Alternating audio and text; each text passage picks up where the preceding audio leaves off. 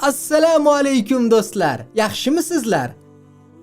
Oziq-ovqatlar Allohning bizga bergan ne'matlari hisoblanadi. Yeb ichish bo'lmasa kun kechira olmaymiz. Yeb ichmasak hayotimiz xavf ostida qoladi. Dinimiz bizga yeb ichishda amal qilishimiz kerak bo'lgan bir qancha odoblarni o'rgatgan. Bugun sizlarga shular haqida gapirib beraman deb keldim. Yeb ichish odoblaridan biri taom yoki ichimliklarni yomonlamaslikdir. Yoqtirganimizni yeymiz, ichamiz, yoqtirmaganimizning esa aybini axtarmaymiz.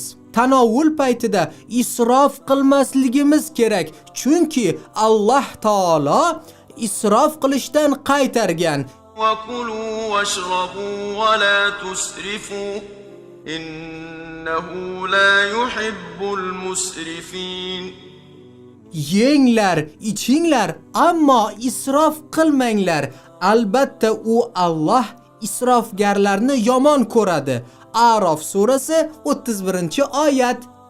Issiq ovqat yoki choyni puflamaslik kerak. Yaxshisi soviguncha kutib turishimiz lozim.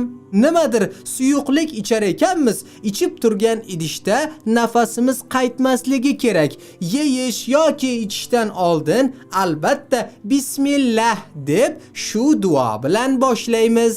Allohumma barik lana fih va at'imna khayran minh. Sut ichishdan oldin esa quyidagicha duo qilamiz.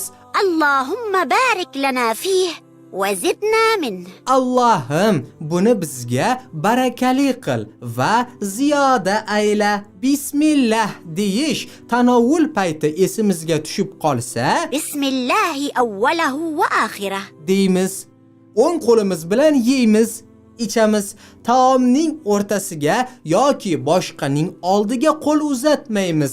Idishning o'z oldimizdagi qismidan yeymiz. To'kilgan ushoqlar toza bo'lsa, ularni ham terib yeb qo'yamiz. Suv ichganimizda esa bir ko'tarishda hammasini ichib qo'ymay, 2 ga yoki 3 ga bo'lib ichamiz.